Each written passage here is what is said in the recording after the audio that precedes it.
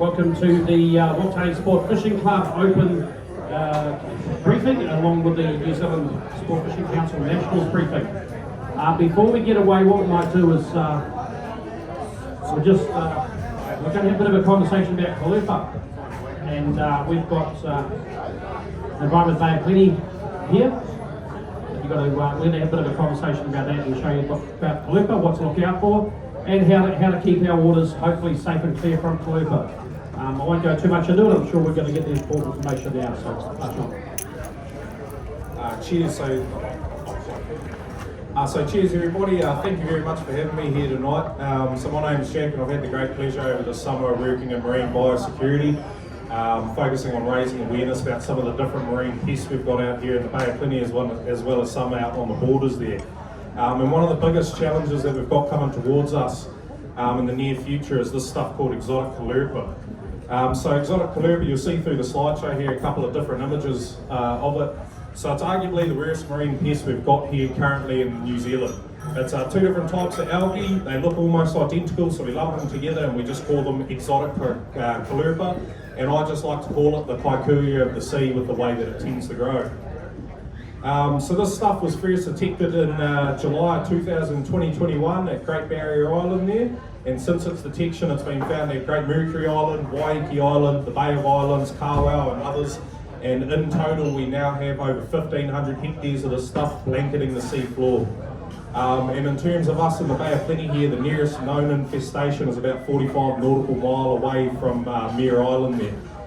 So this is a bit of a breakdown on how it proliferated through the country. So we start there in Great Barrier, goes down to Great Mercury. Next place it was found was the Rafferty Inlet there in the Bay of Islands, and since then it just keeps growing. Kawau Island, Waiheke Island, Mokuhinau, Rakino, Fantail Bay there in the Coromandel Peninsula, as well as now Port Jackson. And so you might be asking yourself, why is this stuff bad? Well, it grows incredibly quickly, and I'll show you an example of that slightly later on. But it just smothers and blankets the seafloor, and it affects the benthic communities. It's your things like your shellfish, your gastropods, your crustaceans, and it can inhabit anywhere from just below the waterline to 50 metres deep.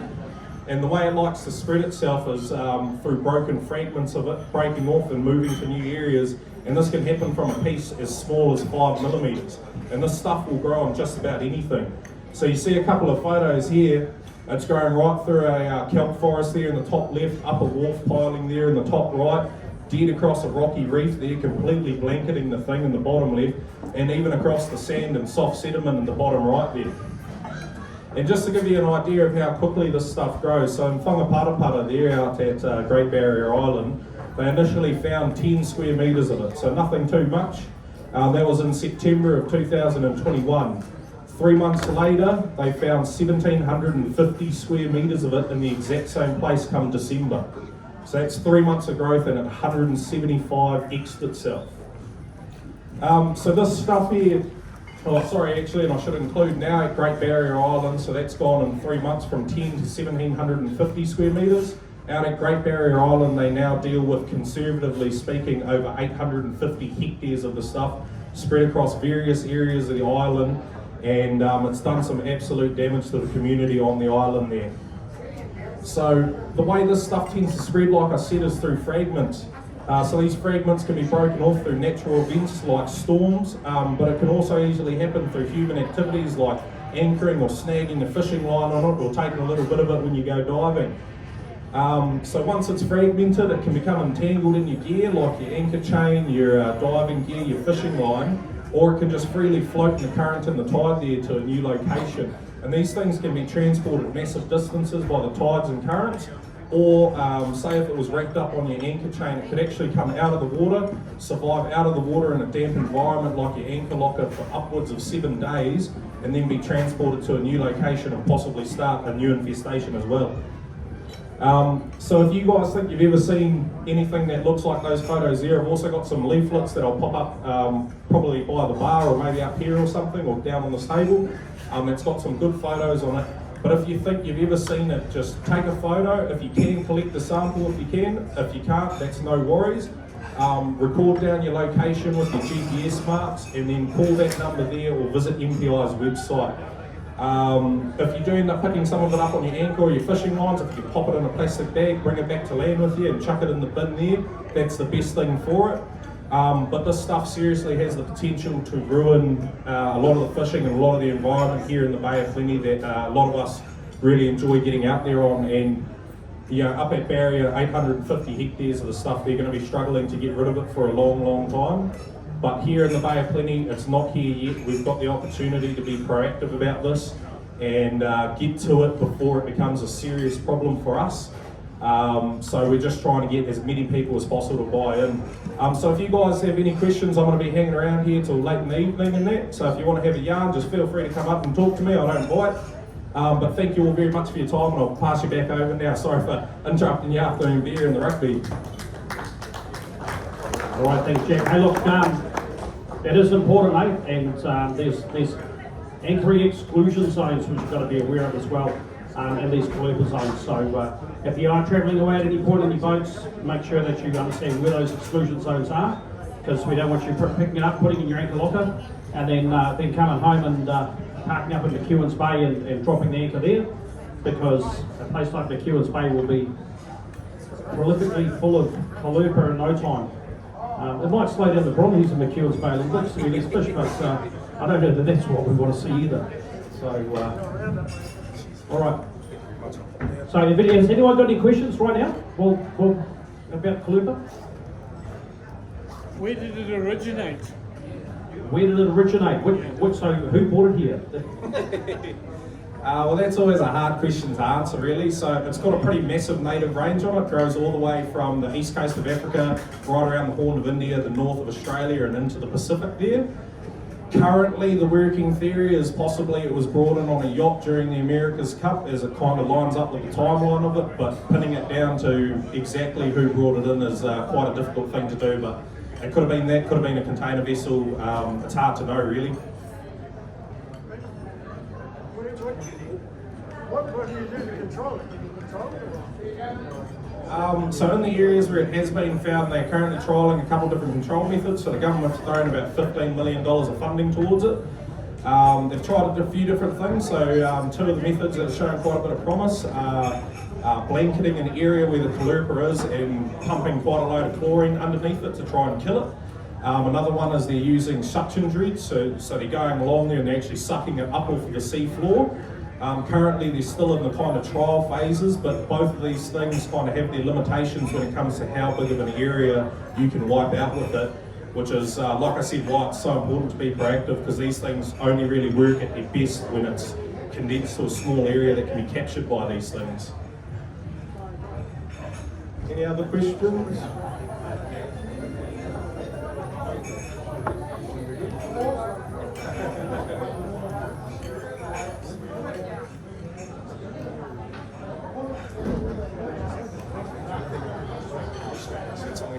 All right, thank you guys.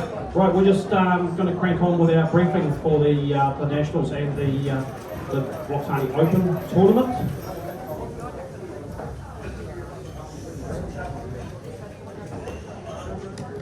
Okay.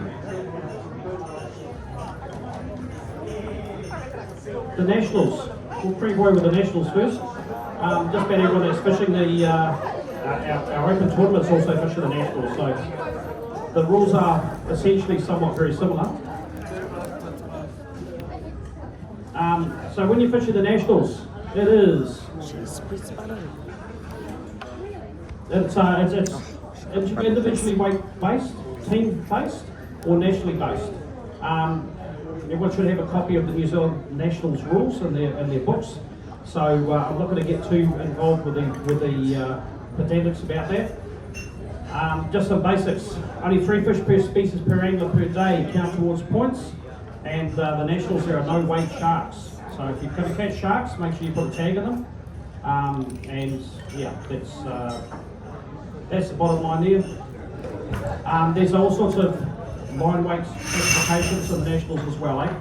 So by all means, read up on that, read the rules out of that you already have as well. So again, I'm not going to go through all of those individual bits of information, but Only 3 fish per piece per angler per lake count towards points, just got to remember that, okay?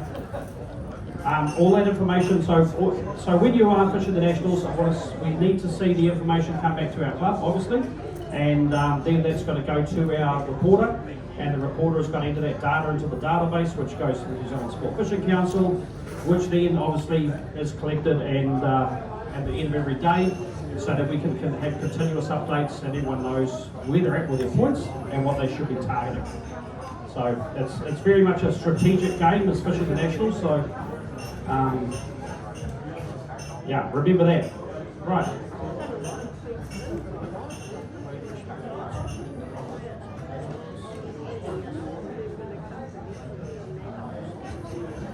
Okay, so the line weight versus species. Don't forget there's if all the line weights are from 1 through to 60 kilos, okay? When you're fishing 1, 2, 3, 4, 6, 8 and 10 kilos, there's different classifications for the size of the fish that you're catching. So make sure you're aware of that. Don't try and bring a 3 kilo skippy and catching using 60 kilo gear, because it's not going to get in. But again, you need to read those for yourselves. Tag fish is 600 points for a marlin. That's blue, black, broad-eared stripes. Yellow tuna, 150 points for tags, tuna. That's yellowfin, bluefin, big eye and butterfly. Sharks and spearfish collect 100 points, and yellowtail kingfish collect 25 points. There is no minimum length for tagging kingfish. Sorry, the minimum length for tagging kingfish is 75 centimetres. I'll get that right.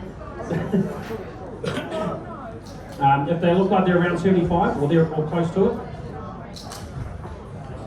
If there's no, if they look like they're close to 75, chuck them on a measure bed, okay? So that we can prove that they're at least been 75 centimetres, so they will still count.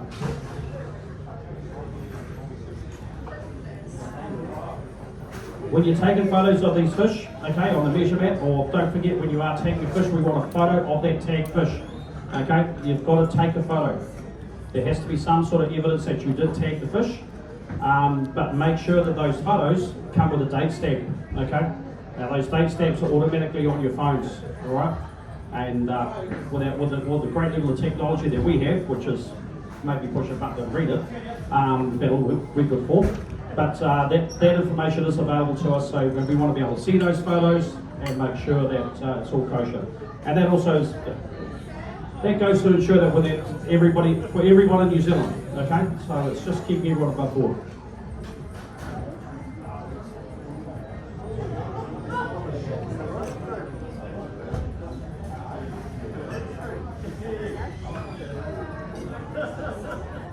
Tag cards, I mean, it's probably not going to be an issue for us unless someone's want to travel away a long way, but they've got to be cited by the club, okay? And you've got 36 hours to get fish in or tag cards in from the time that fish was tagged. So if you're staying out, you must try and get that information back to us electronically, okay, or via VHF, okay? That can be done, but again, this more is rules that have been put into place when people are fishing the likes of Three Kings or and the likes that are a long way away. So the equipment used in your capture, don't forget you've got to present that to the weighmaster, all right? So make sure that when you, even with your tag and release fish, you bring them back, you bring all your gear back and you present that to the weighmaster for verification that the gear you've used meets the minimum requirements as per the rules.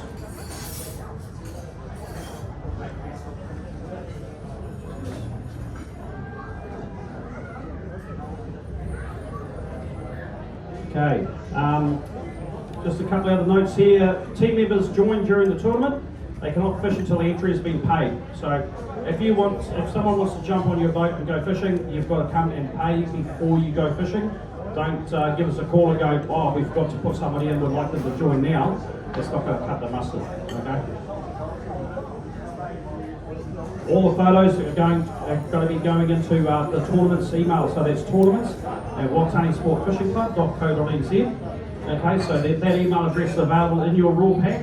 So that's where you send all of that digital information, all goes to that address. Okay, right. 2025 Whakatane Sport Fishing Club Open Tournament. You all have a copy of the rules in your rule pack and your skippers pack. How it's going to roll. Okay.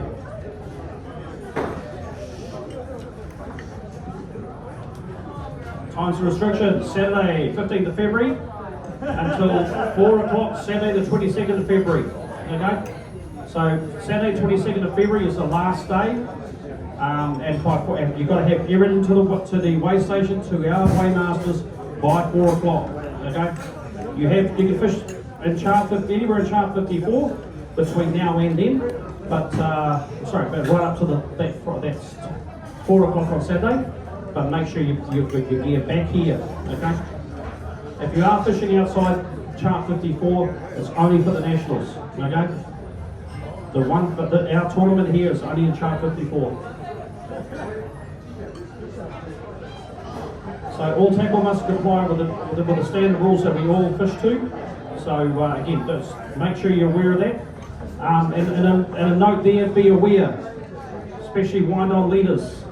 Wind-on leaders are a big issue. We are going to be checking your gear. If the gear does not meet our minimum requirements, then your fish will be disallowed. Okay? So be aware. When you go to the shop and buy a wind-on leader, it is highly likely that it will be the wrong length.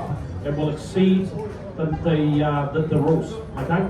They come as much as 9 meters long, and then people tend to tie a swivel on it and put a trace on that at the end of that. So there was just recently a fish caught in Tauranga that was 15 kilos over the world all tackle record, and they got disallowed. This was just last week, okay? Because they had a wind-on leader they bought from a shop, hadn't checked the measurements, and they lost the all tackle world record because of it.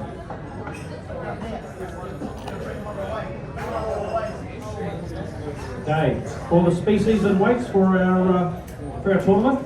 Species: blue black striped marlin, broadbill swordfish, shortbill spearfish, mahi-mahi, tuna, all species except sipjack, snapper, kingfish and trevally. Minimum weights and lengths: marlin broadbill 90, tuna need to be 15 kilos, shortbill spearfish 15 kilos, mahi-mahi 5, kingfish must be 1 metre long, snapper is 40 centimetres and trevally 35 centimetres. So those are the minimum requirements. So for trevally, snapper and kingfish for our tournament, it is 2 per angler per day to be weighed. Okay. So while you can do 3 for the nationals, you don't do 2 for our tournament. Categories of prizes. As you can see, it's a cash tournament. Okay, so you're going to be winning cash.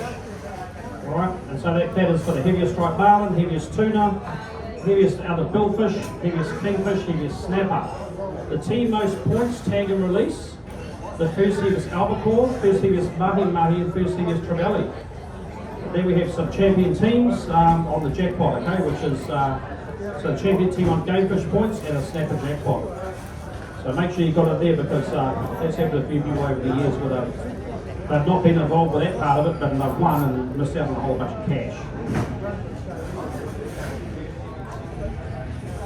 So for tagging the fish, the same point supply. Marlin 600 points, including blue, black and striped. Broadies, it's 600 points also. Shortbill spearfish 100, tuna 150, and kingfish 25. So it follows the same specs as the nationals.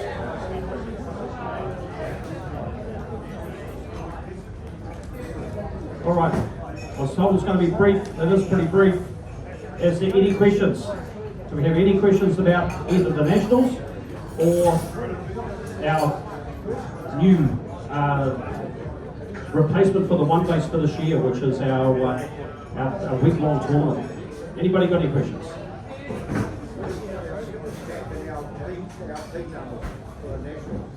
Team numbers?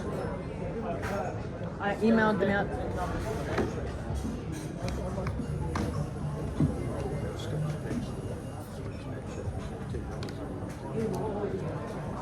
Yeah. For the nationals?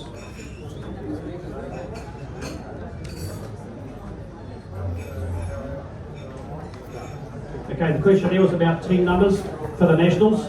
They were emailed out this afternoon, so if there is an issue, if you haven't got those currently, let us know and we'll sort that out, okay? So those numbers are now available. That system works with the New Zealand Sport Fishing Council. They correlate the information and make sure they send it out to us. Any other questions?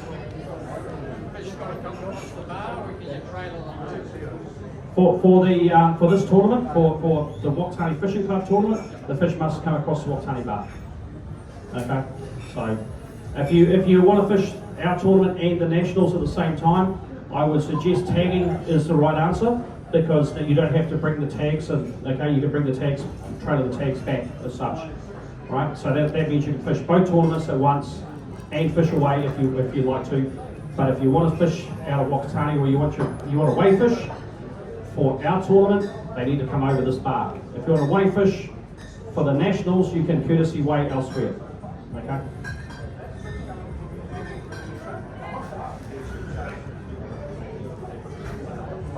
All right. Any further questions? So we've recorded this so that this is available. Going to be available online. Okay.